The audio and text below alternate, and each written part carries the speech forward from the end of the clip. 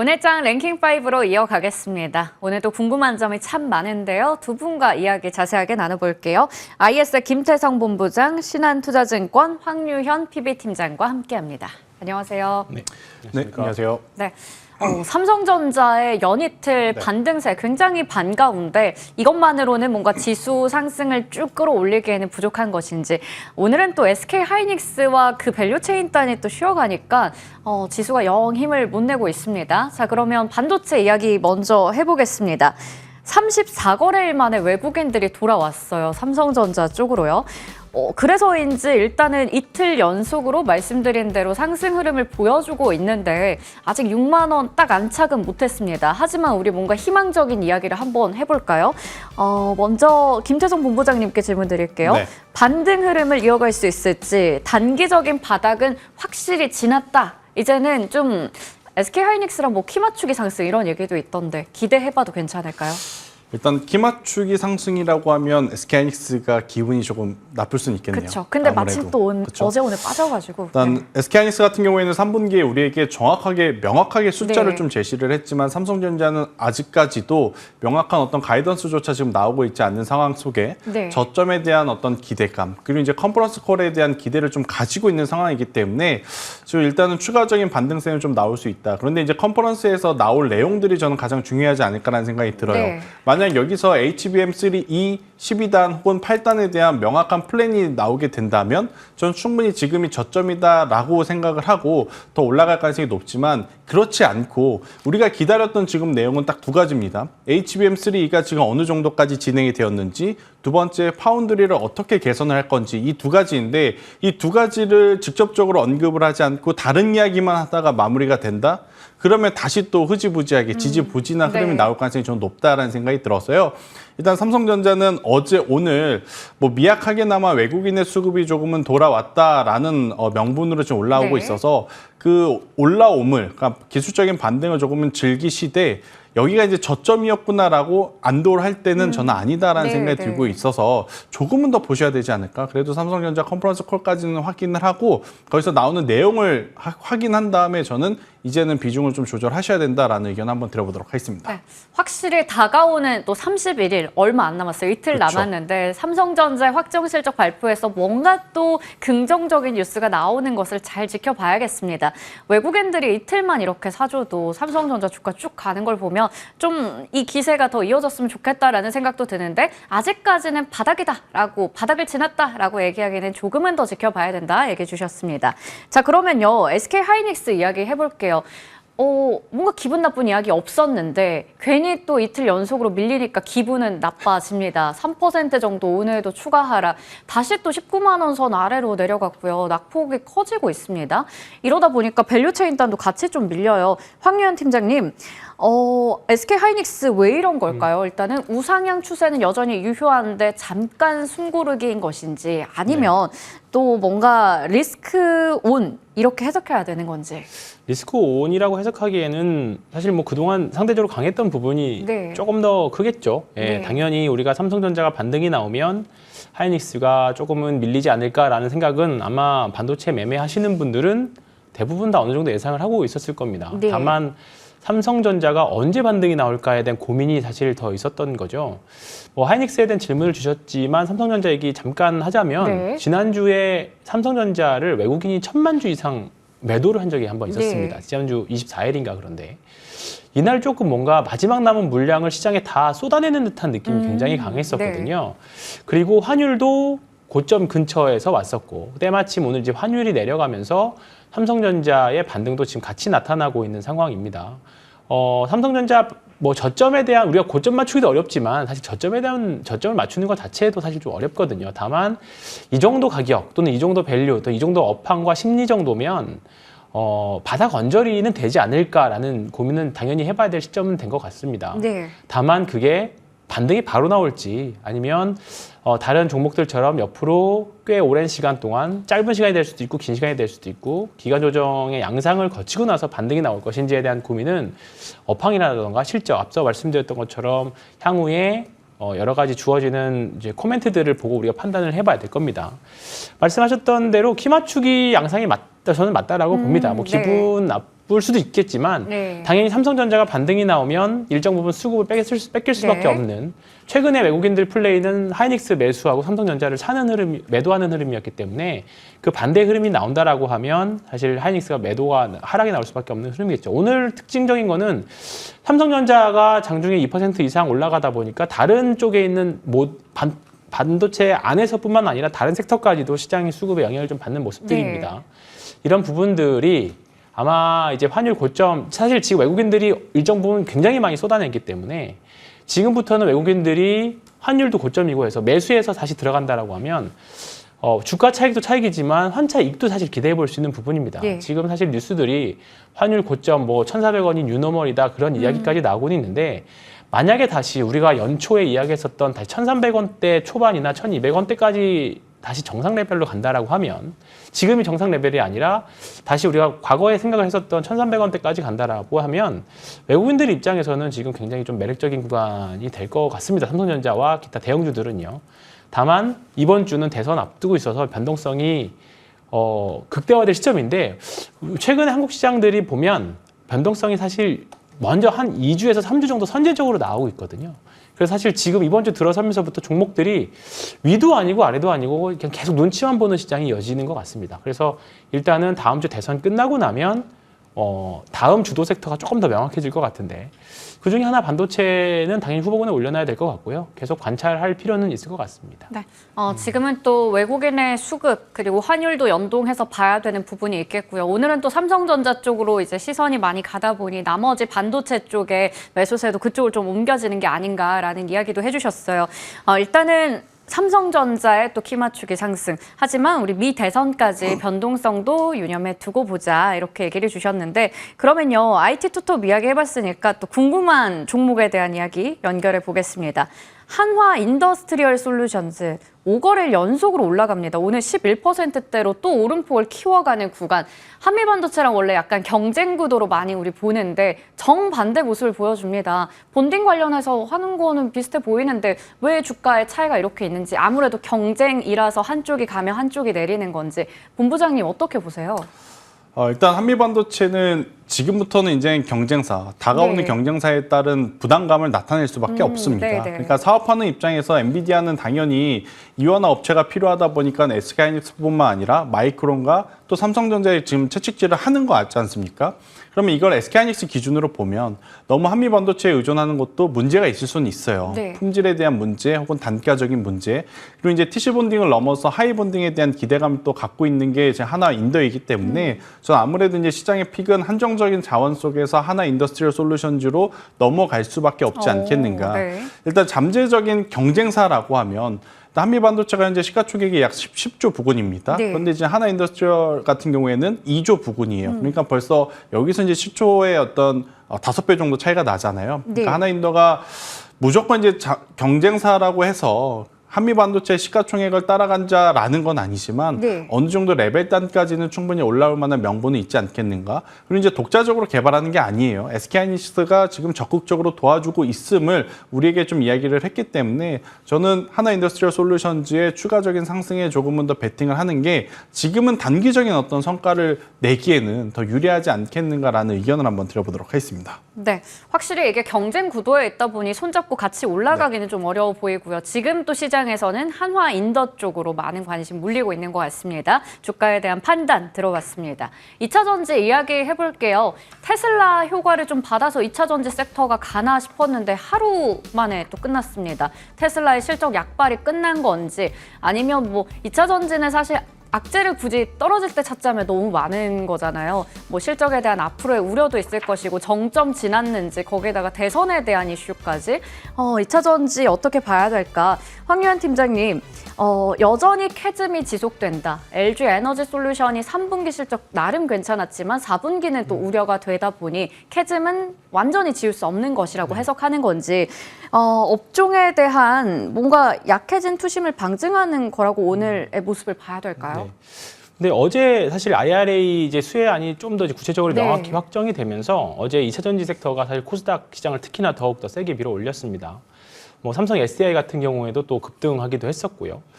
뭐 캐즘 이야기 나오고 있고 뭐 여러 가지 이야기들 나오고 있는데 뭐 주도주에 대한 이야기를 다시 드리자면 내년 주도주 당연히 2차 전지, 반도체, 바이오 또 세 개 중에 아마 또 한 섹터가 또 차지하지 않을까 저는 생각을 하고 있습니다. 아직까지는 조금 다 경쟁 관계 또는 눈치를 보고 있는 관계인 네. 것 같은데 오늘의 하락은 사실 뭐 하락했으니까 뭐 기분 안 좋으실 수도 있지만 어제 네. 급등에 따른 또 삼성전자 상승에 따른 어떻게 보면 뭐 차익 실현이 되는 것 네. 같습니다. 아마 당분간은 오르락 내리락을 반복할 걸로 보이는데요. 일단은 이제 2차 전지 종목들이 3분기 때 주가 지금 바닥에서 조금 어느 정도 올라온 이 주가들에 대한 좀 시험대를 좀 통과를 해야 될 것 같습니다. 진짜 바닥일지 아니면 우리가 캐즘이라고 불리는 2차 전지 터널, 좀 바닥에 대한 터널을 언제쯤 통과할 수 있을지에 대한 그 시험대가 지금인 것 같아요. 그래서 지금 계속적으로 2차 전지 주식들 볼 때마다 소형사 말고 대형사들을 말씀을 드리는 게 지금 한정된 거래 대금 안에서 결국은 외국인들이든 기관들이든 그래도 마음 놓고 매수할 수 있는 거는 조금 그래도 불황이어도 살아남을 수 있는 게 좀 큰 회사들,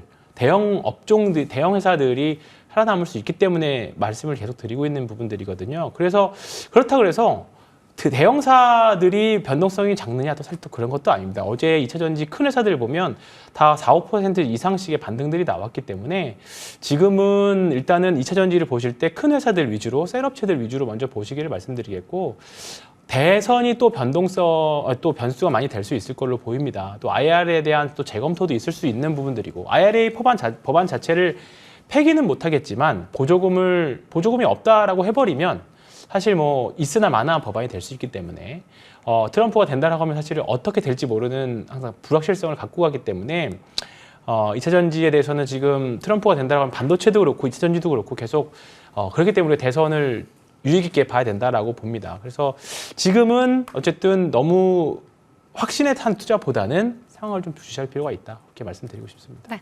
지금은 여전히 이제 불확실성이 좀 있다 보니까 오늘 어떻게 보면 어제 오른 데에 따른 이제 조정일 수도 있겠지만 그 불확실성을 서서히 또 지워 나갈 때까지는 시간이 걸린다 얘기해 주셨어요.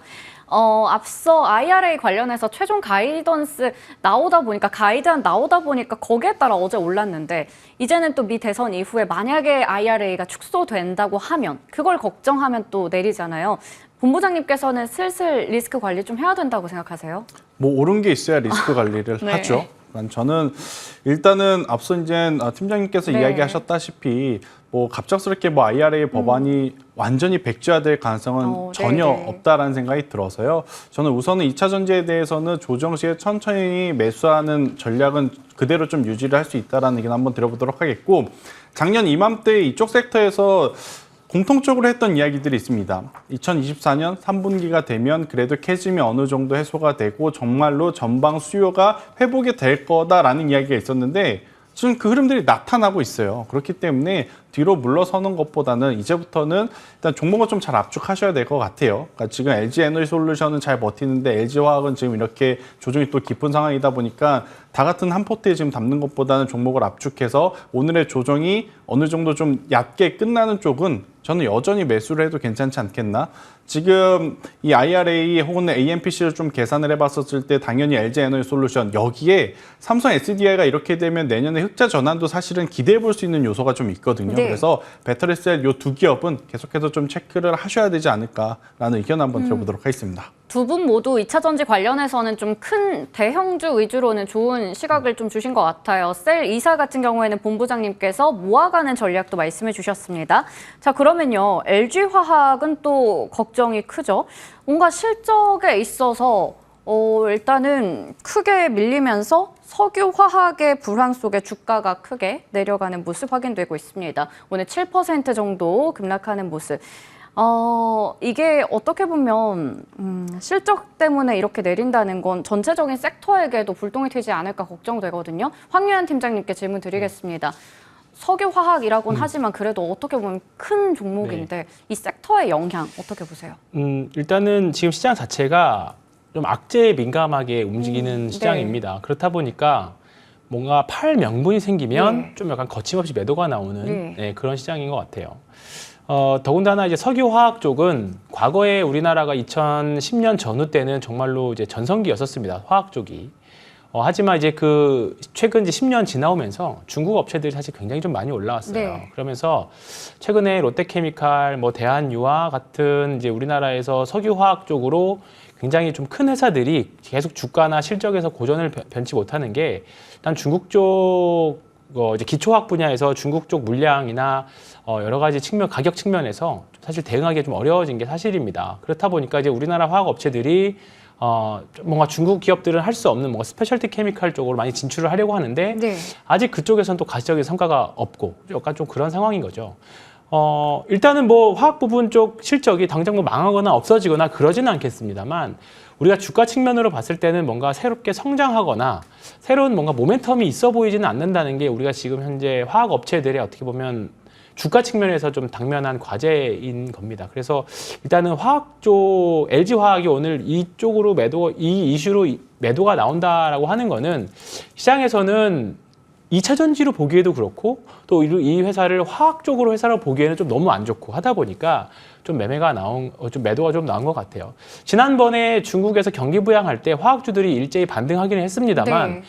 중국 증시는 계속 반등을 이어가고 있지만 우리나라 철강이나 화학 쪽, 과거에 우리나라 중국 증시와 연동돼서 움직였던 종목들이 반등이 정말 일회성 반등에밖에 그치지 않았거든요. 그렇기 때문에 앞으로 화학 업체들 매매하실 때는 LG화학 포함해서 화학 업체들을 매매하실 때는 중국 기업들과 비교했을 때 좀 뭔가 특별한 요소가 있느냐, 그리고 또는 향후 실적이 좋아지는 회사들이라면 그 주어지는 요소 중에서 중국 업체들이 할 수 없는 무언가 좀 약간 엣지를 갖고 있느냐, 그 부분을 참고해서 보셨으면 좋겠고요. LG화학은 지금 구간에서는 조금 좀 리스크 관리가 좀 필요한 네. 종목이지 않을까. 기회비용 차원에서도 리스크 관리 좀 필요한 종목이지 않을까 생각됩니다.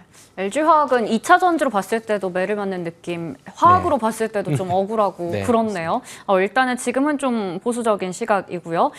LG화학뿐만 아니라 이제 석유화학주를 체크할 때도 중국의 기업들과 뭔가 비교해 봤을 때 특별하게 더 차별화되는 포인트가 있는지 보자, 이렇게 정리해 주셨습니다.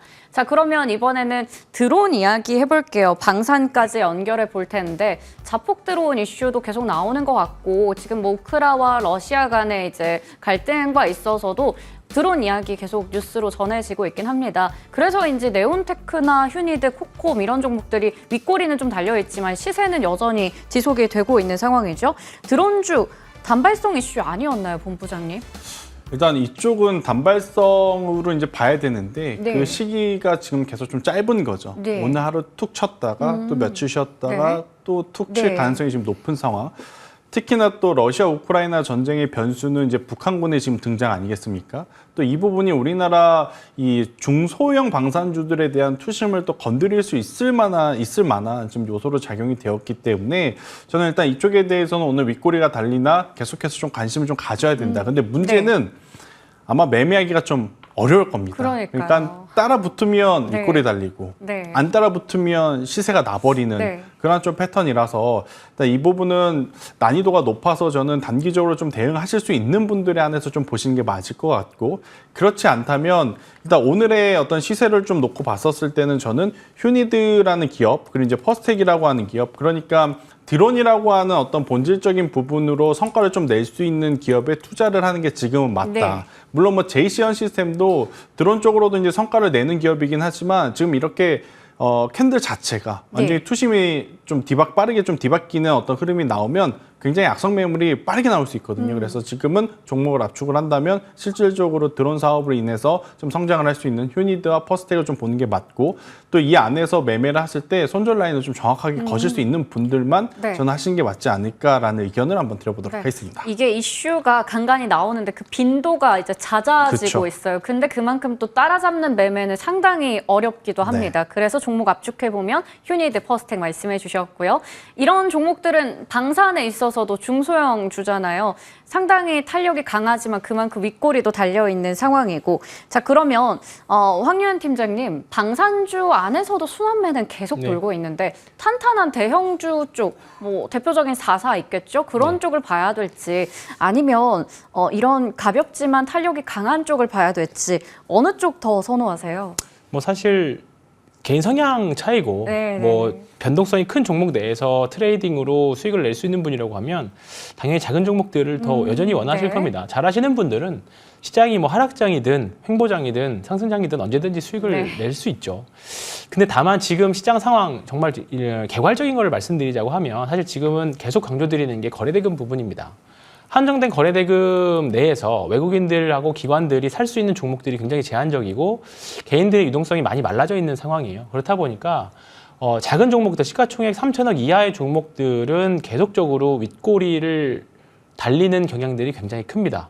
시세가 세게 갈 때도 있습니다. YG 뭐 최근에 YG 플러스 같은 이런 대형 호재가 나왔을 때는 뭐 그런 종목들도 있지만 사실 우리의 계좌가 망가지는 거는 혹시나 하는 그 종목 한두 종목 때문에 계좌가 망가지거든요. 네. 그렇기 때문에 지금 변동성도 크고 매매하기 굉장히 좀 까다로운 시장이라고 하면 그래도 섹터 내에서의 대장주들을 저는 일단은 매매하시기를 지금 권고드리고 있습니다. 그래서 말씀하신 4사들 지금 뭐 실적도 좋고 MSCI 편입 이슈도 있는 뭐 현대 로템이라던가 네. 그다음에 뭐 LIG 넥스원이라던가 네. 뭐 이런 쪽에서 매매 기회를 찾아보시는 것들이 훨씬 더 좋습니다. 그러니까 작은 종목들 뭐 예를 들어서 어떤 이슈 뭐 우리가 검색해서 나올 수 있는 어떤 뭐 드론 관련주 이런 종목들이 관련주 수혜를 댈 수 있을 수 있겠지만 주가에 잠깐적으로 우리가 차익을 매매를 할 수 있긴 하겠습니다만 자세히 뜯어놓고 보면 사실 드론 관련주가 맞아라고 하는 기업들 또는 이 테마 관련주가 맞아 할 정도로 좀 허무맹랑한 종목들도 사실 많이 있거든요. 제가 뭐 이제 회사를 다니면서 다수의 경험상 이런 사실 테마주로 네. 지속적으로 끊임없이 수익 내기가 굉장히 좀 어렵습니다. 네, 그렇기 네. 때문에 결국은 강한 기업들 중에서 정말 탄탄한 종목들. 왜냐하면 외국인들이나 기관들이 큰 종목을 매매하면 그 추세라던가 그 힘이 계속 끊임없이 꾸준하게 이어지거든요. 근데 작은 종목들은 그 변동성이 굉장히 심하고 그 변동성 안에서 투자자들의 심리를 굉장히 좀 불안하게 하면서 뇌동매매까지 이어지는 그런 부분들이 굉장히 강합니다. 그러니까 우리가 주식 분석하는데 여러 가지 주식으로 수익 낼 수 있는 방법이 여러 가지 있기는 하겠습니다만 그 중에 중요한 것도 하나가 심리거든요. 요즘에는 사실 주식을 우리나라 주식 자체를 하기가 사실 어려운 시장이기 네. 때문에 그럼에도 불구하고 난 주식 투자를 해야 되겠다라고 하면 지금은 좀 그래도 큰 주식들에서 매매하시는 거를 권해드립니다. 대형주 관련한 또 아이디어를 주셨고요. 저희 이야기하는 동안에 한화오션이 실적이 나와서요. 컨센서스 추정치 좀 하회하는 수준으로 나왔습니다. 주가가 바로 반응을 또 하고 있어요. 낙폭이 좀 커지네요. 4% 이상 하락하고 있습니다. 매출은 전년 동기 대비해서 늘었지만 영업이익단에서 전년 동기 대비해서 좀 감소했습니다. 65% 넘게요. 한화오션은 방산으로도 묶어볼 수 있고 조선 쪽, 뭐 MRO 이런 것도 있어서 좀 기대를 하긴 했는데 실적 때문에 지금 한순간에 이렇게 돼버리네요. 최근에 근데 차트 길게 놓고 봐도 좀 쭉 내려가고 있었어요. 김태성 본부장님, 네. 일시적인 충격인가요? 아니면 이거 어떻게 해석해야 되나요? 일단 결국엔 지금 가장 우려했었던 거, 그러니까 적자는 아니지만 네. 그래도 이제 건조 가격이 제일 낮은 컨테이너 네. 선박에 대한 수주 잔고만 조금 늘어났다라는 게 결국에 이제 오늘 실적 발표를 통해서 이제 투자자분들이 확인을 한 게 아닌가라는 생각이 들고 있고요.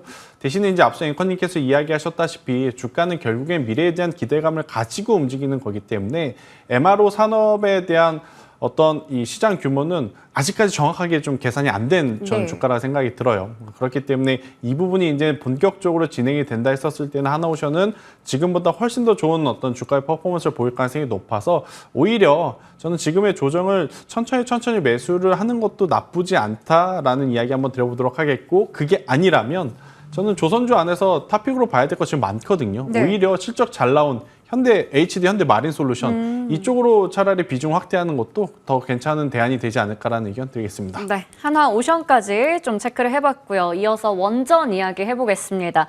원전은 참 요즘 시기를 잘 탄 건지 뉴스가 계속 잘 나오더라고요. 그래서인지 시세도 계속 이어지고 있습니다. BHI 같은 종목은 어제 신고가였는데 오늘 또 신고가 경신한 거죠. 지금 약간 윗골이 달려있지만 여전히 대장주 역할을 하고 있고요. 우진, 엔트 나머지 종목들은 살짝 이제 상승 탄력은 많이 떨어지긴 했습니다. 그래도 이야기해봐야 되는 게 트럼프 당선된다면 또 수혜주다, SMR 쪽 이런 얘기 나오고 있습니다. 근데요, 원전주가 뭐 빅테크가 투자했을 때 우리 원전주도 올랐지만 또 미국 주식도 많이 올랐다 보니까 국내에서는 그만큼 종목을 잘 골라야 되지 않을까라는 고민이 돼요. 황유현 팀장님, 네. 국내에서 원전주 중에서 정말로 실질적인 수혜를 누릴 수 있는 종목 있을까요? 네, 두산 에너빌리티가 가장 대표적이겠죠. 나머지 뭐 이제 뭐 과거에 한전 기술 같은 종목들이 네. 사실 엄청나게 많이 오르긴 했었죠. 한 2년 전인가요? 한 10배 정도 올랐던 기억이 나는데 사실 한전 기술 다니는 제 친구한테 물어봤는데 네. 자기는 원전 일을 하지 않는다 오, 생각보다 네. 뭐 그런 이야기를 할 정도였는데 뭐 사실 실제 사업과 뭐 주가하고는 사실 좀 많이 다른 이야기이긴 합니다. 뭐 네. 원전 관련 뭐 이슈가 있긴 합니다만 과연 주가가 이 정도로 오를 일이 네. 맞나라고 할 정도로 뭐 사실 그렇게 얘기했던 기억이 나는데 실질적으로 원전과 관련해서 국내에서 SMR이든 그다음에 팀 코리아로 나가고 있는 이제 대형 원전이든 간에 가장 수혜를 볼 수 있는 건 사실 두산 에너빌리티 정도가 될 것 같습니다. 원전에 대한 사실 일단 시각이 좀 많이 바뀌었죠. 특히나 이제 유럽 쪽에서 원전을 과거에는 친환경을 보지 않았었는데 이제 AI와 관련된 수요들이 많이 올라가고 그다음에 전통적인 친환경 뭐 이제 풍력이라던가 태양광 이쪽이 생각보다 전력 수급이 원활하지 않다 보니까 그리고 또 러시아 우크라이나 전쟁 때문에 가스 발전이 생각보다 어렵다 보니까 이제 원전을 친환경으로 인정을 해주면서 원전에 대한 관심도가 네. 전 세계적으로 많이 올라왔습니다. 지난번 체코 수주 원전 이후에 주가가 좀 심하게 밀렸다가 다시 이제 미국의 빅테크 회사들이 원전을 도입, 이제 SMR이라는 걸 도입을 하면서 두산 에너빌리티의 주가도 이제 많이 회복한 상태입니다. 다른 뭐 기자재 업체들도 주가 흐름을 좋은데요. 일단은 원전 두산 에너빌리티 같은 경우에는 사업을 투 트랙으로 가지고 가고 있습니다. 이제 팀 코리아 말씀드렸던 대로 팀 코리아로 나가는 대형 원전들 그리고 SMR 미국에 있는 SMR 기업의 지분도 좀 가지고 있고 그다음에 기자재도 많이 제작을 하고 있는 SMR입니다. 한 2030년에서 32년 정도가 이제 원전으로 실제로 전력 생산하려고 하면 내년부터 한 2025년부터는 이제 기자재 발주들이 아마 들어가야 될 겁니다. 네. 그렇기 때문에 아마 실질적인 수혜는 이게 주가가 100% 연동된다고 말씀 못 드리지만 그래도 원전으로 마음 편하게 투자하실 거고 그다음에 외국인들이나 기관들이 쉽게 살 수 있는 종목은 두산 에너빌리티지 않을까 그렇게 일단 네. 생각합니다. 그렇다면 팀장님 원전에서 가장 좋게 보는 종목은 두산 에너빌리티. 네, 지금은 두산 에너빌리티를 일단 네. 중심으로 보시고요. 네. 만약에 두산 에너빌리티가 흔들리면 네. 기타 다른 원전과 관련된 종목들도 쉽지는 않을 겁니다. 네. 네, 좋습니다. 자, 두산 에너빌리티 원전주 탑픽으로 들어봤고요. 한국전력 이야기 해볼게요. 와, 최근에 주가 흐름이 상당히 좋습니다. 한전 같은 경우에도 보면 거의 뭐 신고가 영역인 것으로 보이고 이번에 사우디 신재생 에너지 프로젝트 수주의 최종 후보 뭐 이런 뉴스도 있었고요. 전기료 인상부터 해서 이제는 원전 관련된 모멘텀까지 전고점 넘어서긴 했지만 길게 이렇게 차트 놓고 보면 아직도 주가 흐름 어떻게 봤을 때 낮은 위치다라고 생각할 수 있을 것 같아요. 김재정 본부장님, 한전의 시간이 온 것인지 지금 따라잡아도 될까요? 잘 모르겠습니다. 잘 모르겠나요? 네. 한국전력은 사실은 이 네. 전기 가격 상승한다라는 네. 이슈가 가장 중요한 것 그게 같아요. 제일 크죠. 그렇죠. 네. 일단 원전에 대한 이야기가 나와도 다른 네. 기업들보다 지금 처지는 이유는 SMR 쪽이 아니거든요. 네, 그러니까 네. 대형 원전에 조금 특화되어 있는 상황이다 보니까 지금 나오는 SMR과는 좀 거리가 멀다. 그러면 결국 최근에 주가가 조금 빠르게 올라가는 것은 두 가지 요소인 거죠. 지수가 밀리면서 경기 방어주의 역할을 하면서 수급이 좀 몰렸거나 혹은 이제 그 수급이 몰릴 만한 명분을 전기료 인상이라고 하는 트리거로 이제 이러한 슬로건으로 지금 이제 어떤 수급이 들어오고 있다라고 좀 보시면 될 것 같은데 저도 단기적으로 혹은 이제 중장기적으로 가격을 인상을 하면 주가도 올라올 가능성이 높다라고 봐요. 하지만 여러분들이 알고 있다시피 한국전력의 가장 큰 문제는 뭐냐면 엄청나게 많은 부채입니다. 아, 그래서 네. 이제 이런 기업, 뭐 이런 기업이라는 표현은 아니죠. 그러니까 한국전력 가지고 있으면 크게 손해도 안 보지만 크게 또 수익을 보기에도 참 어려운 기업이 아닌가라는 네. 저는 생각이 들어요. 그래서 저는 오히려 이쪽보다는 앞서 이제 팀장님께서 이야기하셨던 두산 에너빌리티를 조금 더 보시는 게 지금은 네. 수익률 게임 쪽으로 더 맞지 않겠는가라는 의견 드리겠습니다. 원전 관련해서 본다면 확실히 두산 에너빌리티 대장주로 꼽아주셨습니다. 네. 자, 그러면 마지막으로 저희 가상화폐 STO 이쪽 얘기를 해볼게요. 어떻게 보면 좀 가볍고 테마성의 움직임을 나타내지만 미 대선이 또 있기 때문에 이걸 그 기점으로 해서 어떻게 대응 전략을 세워야 될지 고민 많이 됩니다. 일단 비트코인의 가격만 보더라도 오늘 가상화폐 관련주가 급등하는 이유를 아실 겁니다. 비트코인의 강세, 트럼프의 수혜 기대감까지 나타나고 있는 상황. 지금 접근해도 될지 황유현 팀장님께서는 관련주에 대해서 어떻게 보세요? 앞서서 우리나라가 선제적인 조정이 좀 빨리 나타난다 네. 말씀드렸는데 그건 뭐 미국 시장도 마찬가지입니다. 네. 어젯밤에는 사실 뭐 트럼프 관련 주식들이 굉장히 좀 미국 주식 시장에도 많이 올랐었죠. 네. 일단 미국 시장의 변동성은 사실 대선을 전후로 해서 많이 전 바뀔 거라고 일단은 예상은 하고 있습니다. 실제로 그렇게 될지는 모르지만 그렇게 된다라고 하면 포지션 변화를 빨리 해야 되기 때문에 그렇게 시나리오를 쓰고 지금 시장을 보고 있는데 지금 일단은 저는 미국 대선이 된다라고 하면 한 번에 전반적인 차익 실현이 관련주들의 차익 실현이 나올 네. 수 있을 시기라고 봐요. 네. 예, 충분히 금리 인하 기조라던가 여러 가지 7월 달, 8월 달에 올라왔던 명분의 논리가 지금 대선을 앞둔 변동성이라는 대선을 앞둔 이런 모멘텀으로 인해서 좀 사실 약간 가려져 있는 상태거든요. 그럼 대선이 끝나면 기존에 강했었던 섹터가 다시 저는 치고 올라올 확률이 저는 매우 높다고 봅니다. 그래서 지금 뭐 가상화폐 관련 주식들이 지금 올라가고 비트코인도 좀 주가 흐름이 셉니다만 일단 지금은 조금은 진입은 하고 또 매매도 해야 되는 뭐 매매도 가능한 부분입니다만 우리의 예상과 또는 투자자분들의 예상과 다르게 움직였을 때는 과감하게 리스크 관리를 생각에 염두에 두시고 매매해야 되는 종목이라고 생각합니다. 네, 미 대선 네. 또 일주일 정도 남았기 때문에 관련해서 이제 당선 결과 나오고 난다면 차익 물량 나올 수도 있다. 그 부분에 있어서 리스크 관리도 필요한 구간이다 말씀해 주셨고요. STO도 같이 또 엮이는 종목들도 많기 때문에 이야기해봐야 될 것 같은데 김태성 본부장님 아까 저희 드론이 이제 이슈가 간간히 나오는데 좀 빈도가 잦았잖아요. STO 법제화도 이슈가 되게 자주 나왔던 것 같은데 그러면 관련주 지금이라도 사야 되는지 아니면 법제화 확실히 좀 뭔가 결과 나오고 나서 대응해도 늦지 않는지. 우리나라 시장은 그러면 늦죠. 그러면 세런 늦는다. 뉴스로 나올 결과를 가능성이 보면 또 높으니까. 늦는다. 네. 그래서 지금 공격적으로 투자하실 수 있는 분들은 저도 지금은 단기적으로 이쪽을 보시는 것에 네. 긍정적인 의견을 드립니다. 그런데 이제 기업별로의 약간의 이제 스토리가 다르다라는 것을 꼭 인지를 하셔야 될 것 같고요. 그러니까 STO의 궁극적인 목적은 조각 투자라는 거죠. 그리고 이제 조각 투자를 할 수 있는 상품이 굉장히 많은데 지금 K옥션 같은 경우에는 전체 매출의 거의 한 90% 이상이 미술 작품으로 이제 판매가 됩니다. 미술 경매로. 그러다 보니까 지금 그 흐름을 받고 있다라고 좀 보시면 될 것 같고 또 서울 옥션 같은 경우에는 지금 싱가포르라든지 아니면 해외 업체와의 바로 이 STO 토큰 뭐 커뮤니케이션을 할 가능성이 높다라는 이야기 때문에 지금 올라가고 있는 상황이다라고 좀 네. 보시면 될 것 같고요. 갤럭시와 머니트리와 갤럭시 SM 같은 경우에는 실질적으로 기초자산 6종류를 지금 갖추고 있는 상황이다 보니까 지금 같이 엮이면서 움직이고 있는데 그럼 여기서 실체가 있는 쪽은 저는 갤럭시와 머니트리 쪽이 아닌가라는 생각이 들어요. 그런데 지금 네. 시세는 오히려 서울 옥션 쪽, 그러니까 해외의 어떤 다른 나라의 많은 기업들과 좀 커뮤니케이션을 하겠다라는 이야기 쪽에 조금 더 이제 힘을 더 주는 그런 상황인 것 같아서 각 기업별로의 이러한 스토리가 좀 다르다라는 것을 인지를 하시는 게 좋을 것 같고요.